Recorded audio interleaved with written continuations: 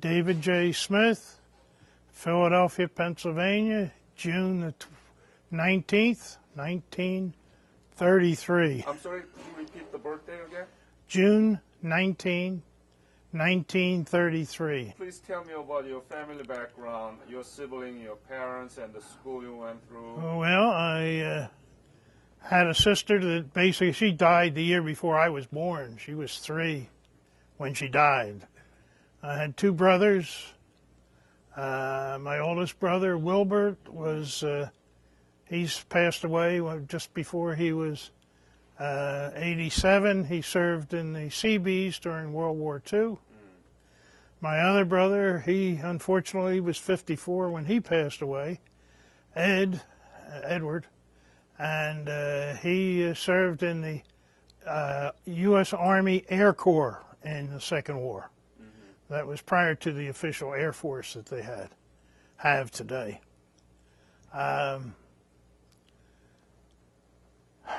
What can I say about myself? What school did you go to? I went to Malvern Prep and Philadelphia Textile Institute. Philadelphia Textile Institute, Wow. PTI, which is now Philadelphia College. Wow. Unfortunately, on my military record, they had me majoring in knitting. I can knit with 2,000 needles, but I can't knit with 2.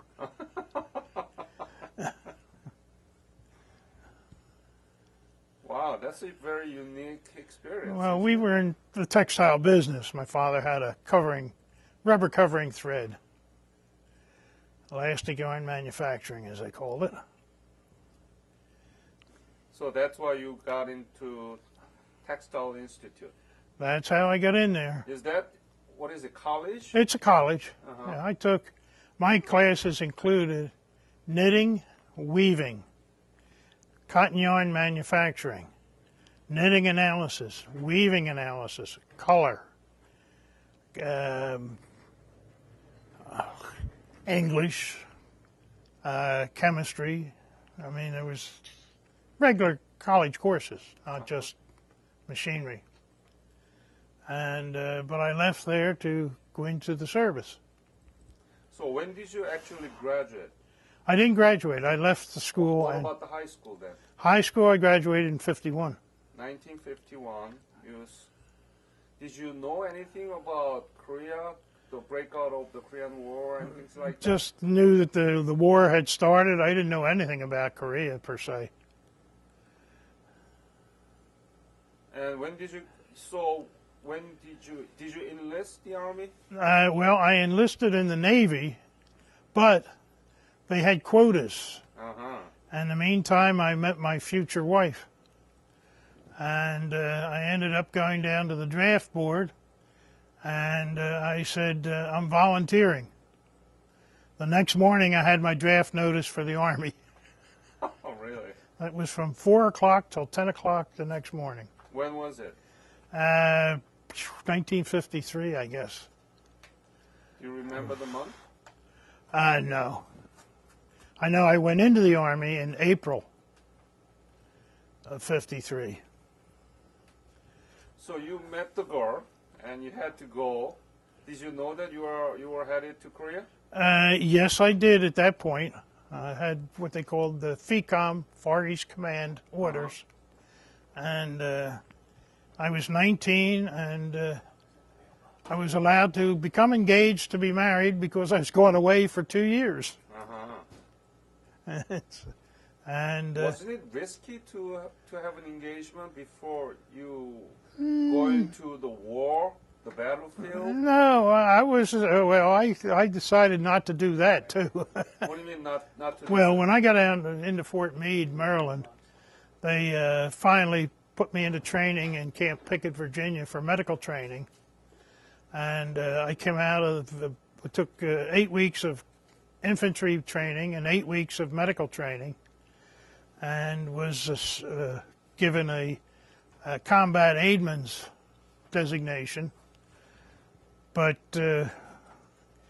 when I went into basic training, they asked for volunteers, which I volunteered, and He said, go down to the motor pool, get your military license, bring back an ambulance. So I was fortunate enough to be able to pick up the guys that fell out marching. Uh-huh. And then when I left Camp Pickett on my way to, I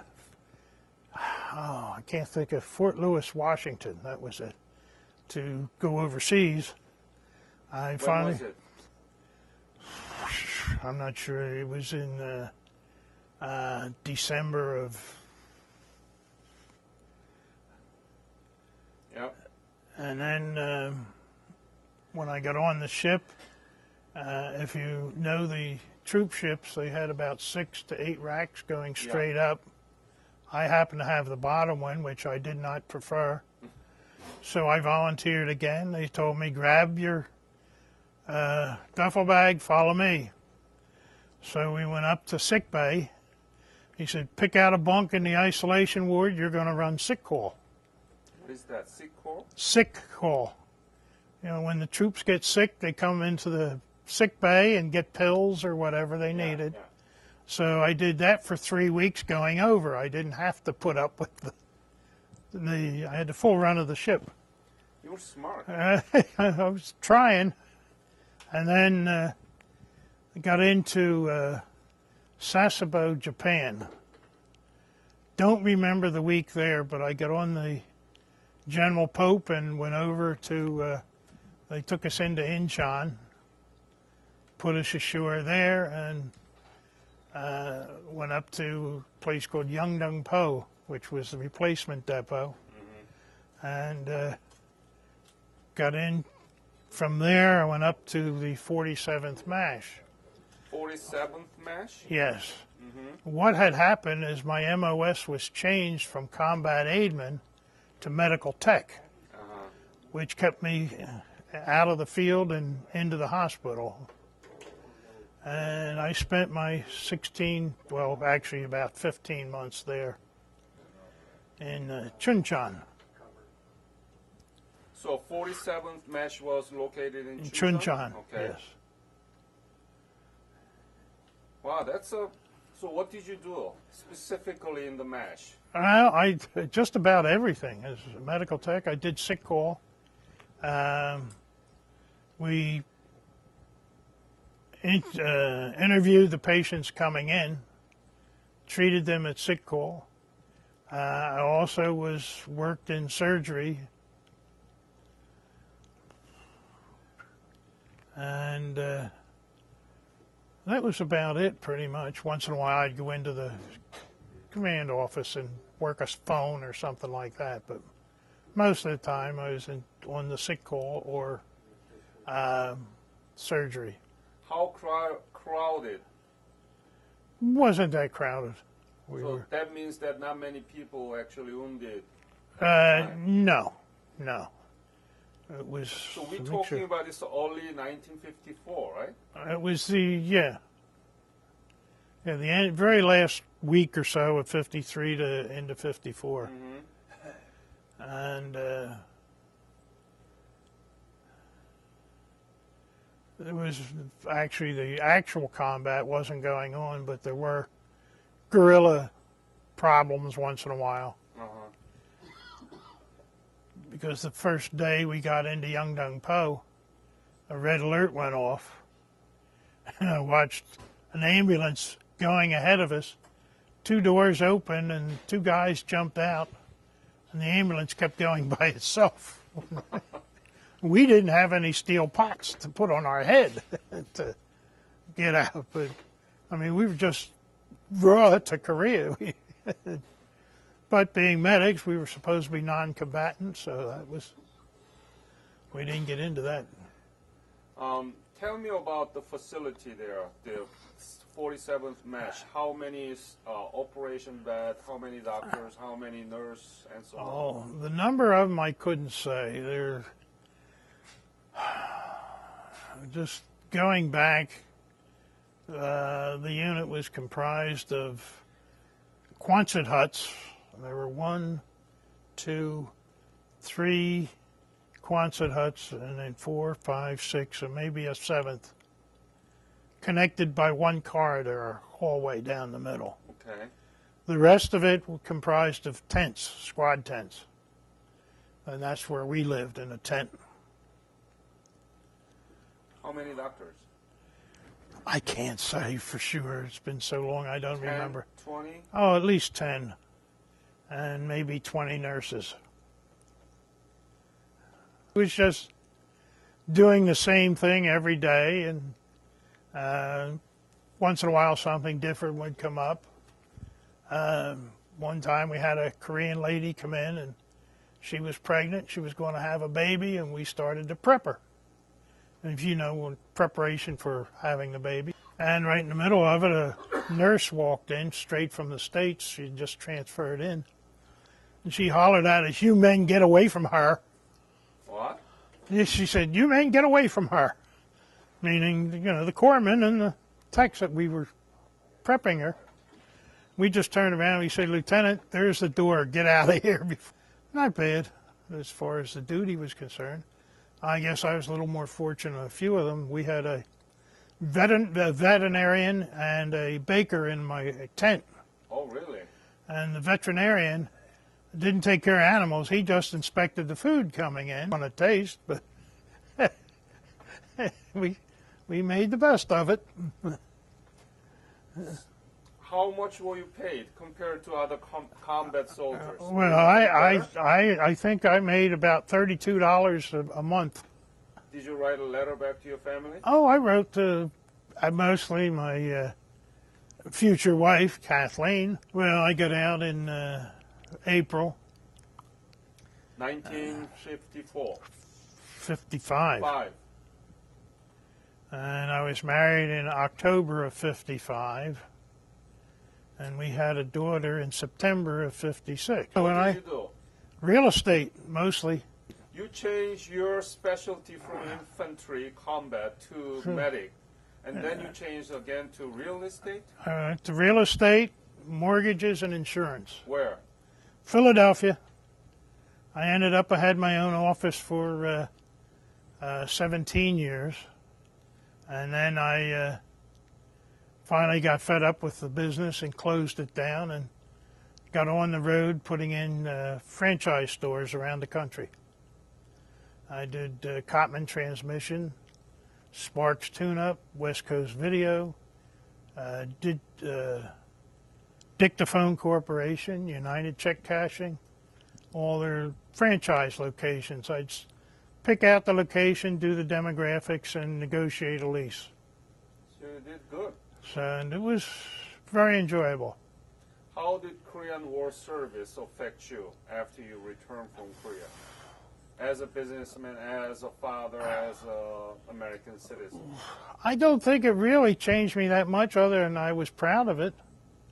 Why were you proud I just, well, I don't know. I was a little different. I went away to boarding school at 13, so it was not new going away from home into the Army. Because the first night I was in the Army, they put me on what they called barracks watch, handed me a billy club for protection. Yeah.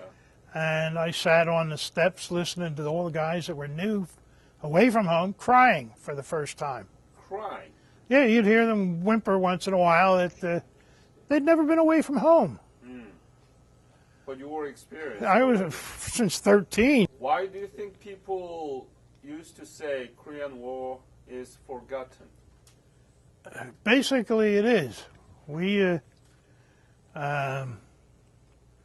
just right down here, for example, at this museum of soldiers, they got the Second War, Vietnam War, and then they skip right over the Korean War. Why? I have no idea. Because They Americans were not really aware of Asia. They weren't aware of that. They didn't really protest the Korean War. Maybe because it was full United Nations that went in together.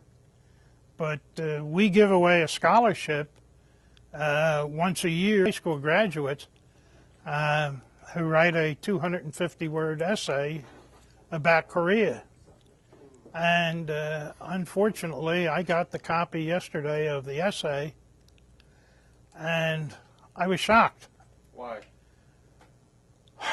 Well, first of all, Syngman Rhee and Il Sung, or whatever he was from North Korea, the Kim two, Il-sung.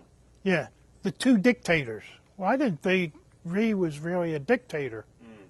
He was elected president of South Korea. They kept referring to the word battle instead of war. Who wrote that? So, a high school senior going to college, and she did not do the research properly In here. in this country for the Korean War. It was very. I don't even feel like giving her a scholarship funds, but I'll probably be overruled. Have you been back to Korea? No, and I heard what you were saying with Joe. I understood that we pay half the airfare going over, and the rest of it is free. And that's one of the reasons why I haven't been going, because it's just too much expense for the airfare. I see. Yeah, everything else would be good, but I don't know if I could sit that long in an airplane going over. I'd get 14 hours. yeah, that's. So you know what happened to Korea, right? Now, Oh yes, and we just got a new book what is published by South Korea. it? Korea Reborn, right? I think that's the title. I wasn't sure right offhand, but it's about Korea as it is today. And what did you see there? It's very good. Well, let's put it this way. I went on to Google Earth and put in Chuncheon, trying to find out about where we were stationed. Forget it. Why? Every inch of ground is built on, I think, there. And it's just all metropolitan. You just could not even see an idea of where we were in the valley there. Chuncheon is just completely built up. And the only other place I was in is Uijeongbu. Uijeongbu. And I got up there about 3 weeks before I transferred back to the States. But when I was getting ready to come home, I was getting down towards the end of the tour, I was able to get a 2-week leave over to Tokyo. And when I reported back, I was basically in a week AWOL, absent without leave. When I walked into the command post, I saluted the commander, said, "Reporting for duty, sir." He looked up, he said, "Oh, you back already, Smitty?" So, being absent without leave didn't mean anything at that point. But they were the good days. So are you proud of your service? Very much so. I'm a member of the Honor Guard for the chapter. I'm also the treasurer. I spend all their money. On me, naturally. No. But I'm very happy and very proud of having been there. What do you think is the legacy of the Korean War? The legacy of it, I have no idea at this point. The way that things are going today, I think they've forgotten all about what can happen when you mess up, and they really messed up North Korea. Any other message that you want to leave to this interview? No, I can't think of anything else. Like I said, I'm proud to be a Korean War veteran.